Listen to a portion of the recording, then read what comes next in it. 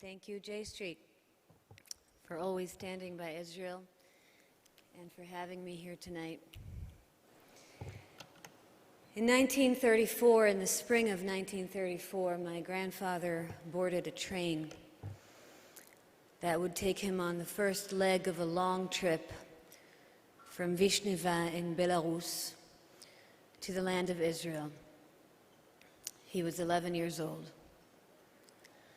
His beloved grandfather and teacher, Rabbi Tzvi Zeltzer, stood on the platform as the train was about to depart.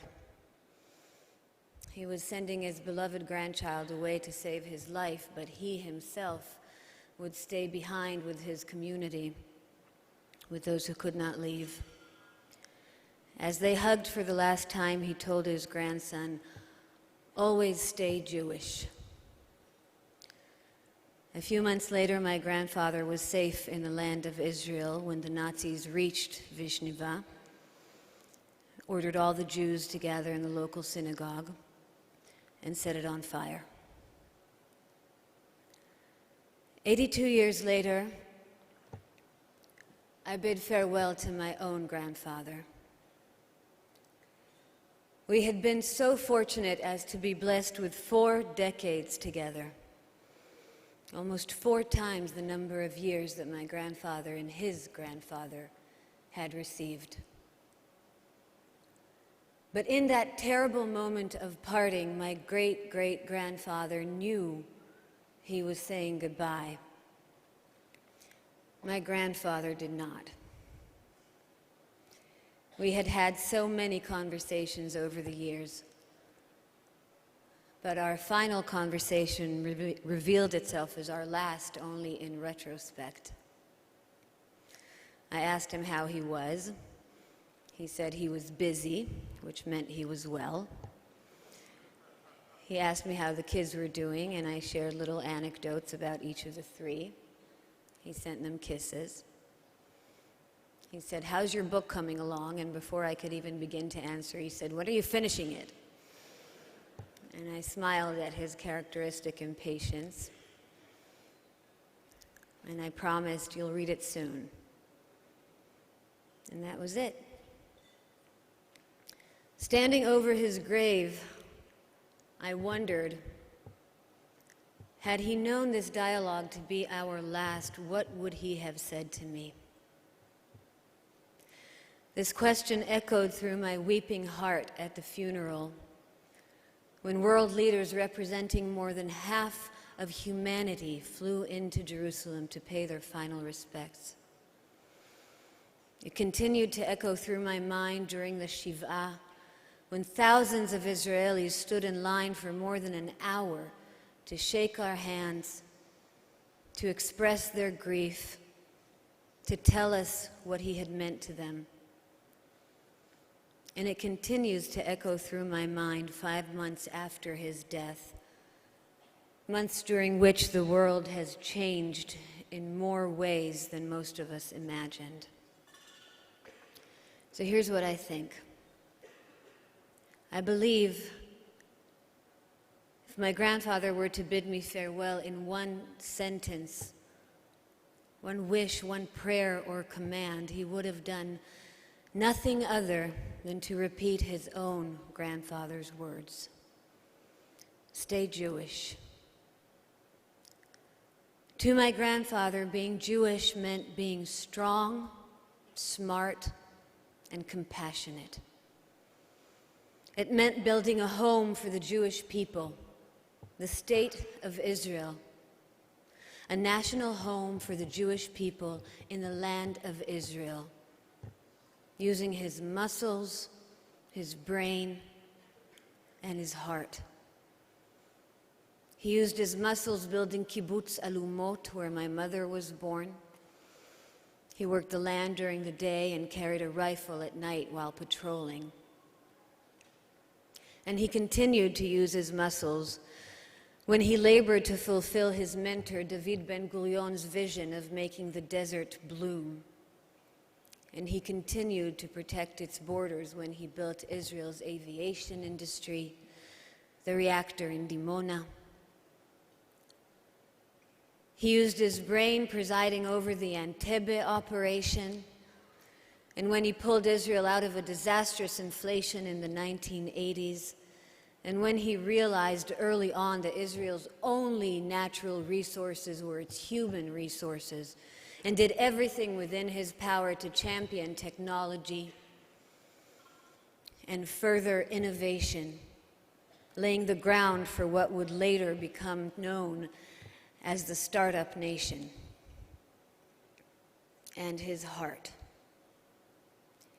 He used his heart to pursue peace, as his mounting experience taught him that defending Israel and promoting peace go hand in hand, that no one can ever force us to choose between the two because it's a false choice.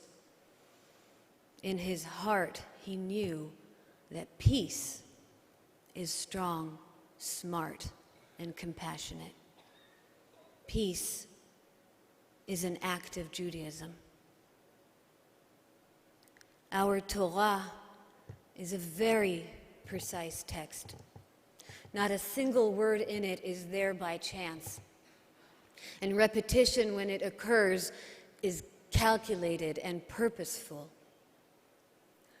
The command, "V'zacharta ki ger haita be'eretz Mitzrayim," which calls upon Jews to always remember that we too were once a minority living in a foreign land. This command appears in the Torah, this lean and razor-sharp text, no fewer than 36 times.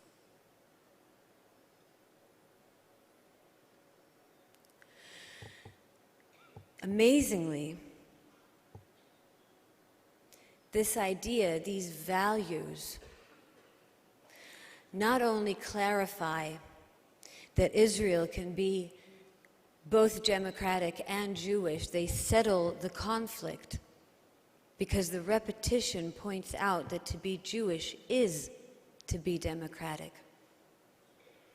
Israel can be Jewish and democratic because the two are one and the same.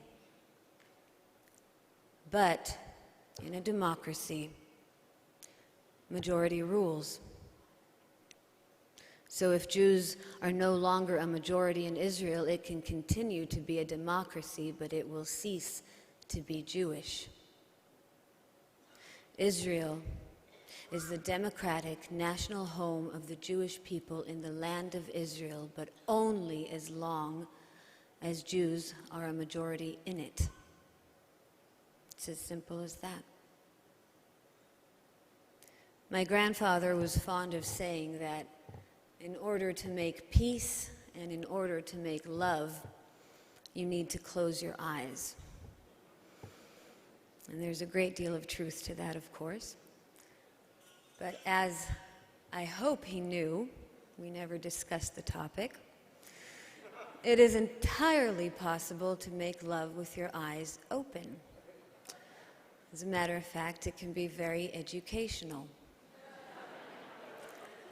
To see the flaws, the bad habits, the poor choices, and love nonetheless. Not because the object of your affection is perfect, but because it is the object of your affection. Each and every one of you love Israel for a long and varying list of reasons, but there is one reason that you all hold in common, that we all hold in common. You love Israel because it's yours. A mature love, rooted in experience and insight. A soil that is enriched, not impoverished, when we insist on the values we hold dear. And that was how my grandfather loved Israel. He loved it the way you love a woman, or a child, or a true friend, or a granddaughter.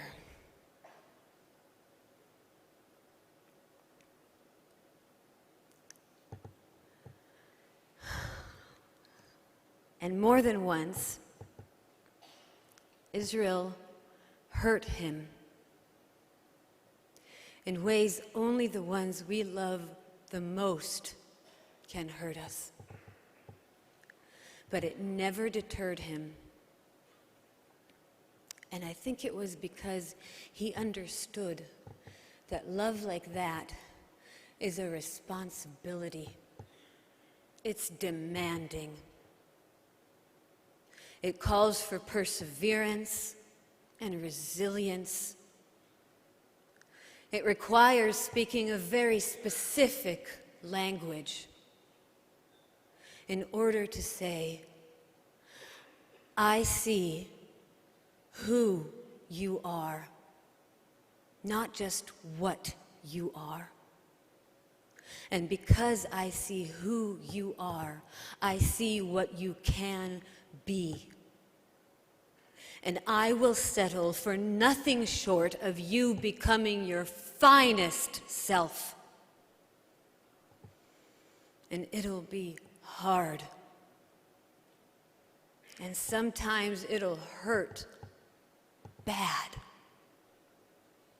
But I will not walk away. I will not let you go.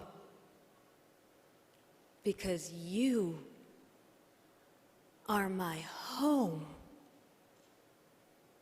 I will have none other.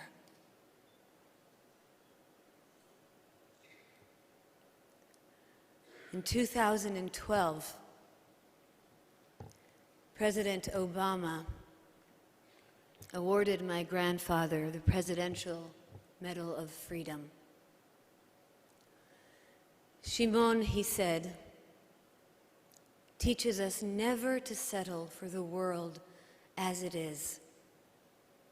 We have a vision of the world as it ought to be, and we have to strive for it.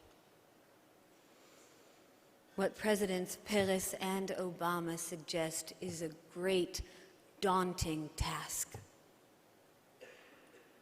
But if at moments fear should creep into your heart to tell you it's an impossible task, look no further than Israel.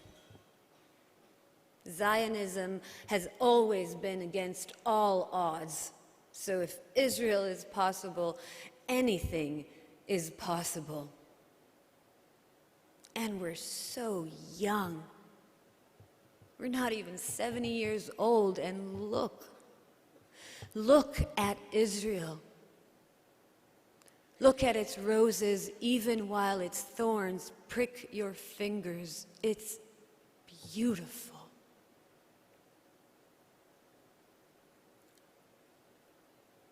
President Obama spoke of my grandfather again almost 5 years later, when in his beautiful eulogy he said,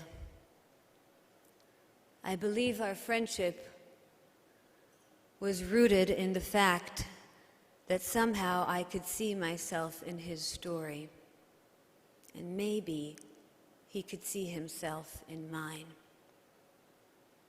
Because for all our differences, we had both lived such unlikely lives. And I think we both knew that we were here only because in some way our story represented the magnificent story of our nation. What our nations are currently facing does not in any way lessen the magnificence of our story. It just means we need to do everything within our power to write the next page, using our muscles and our brains and our hearts, because that's the page our children will live on.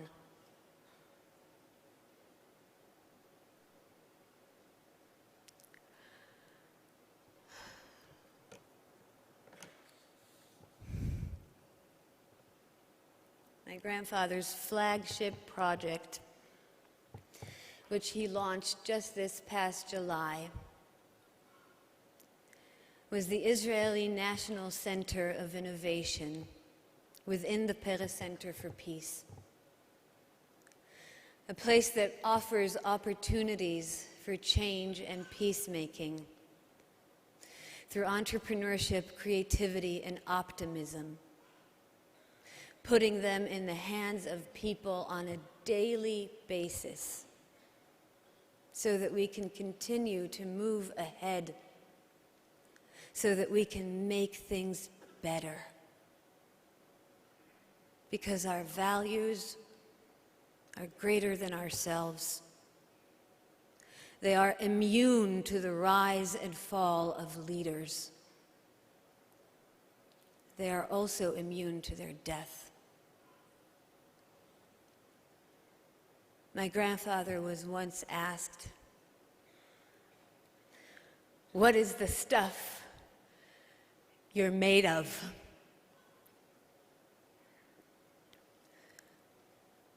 "Me," he replied, "I'm made of the future." Well, guess what? We all are. Toda.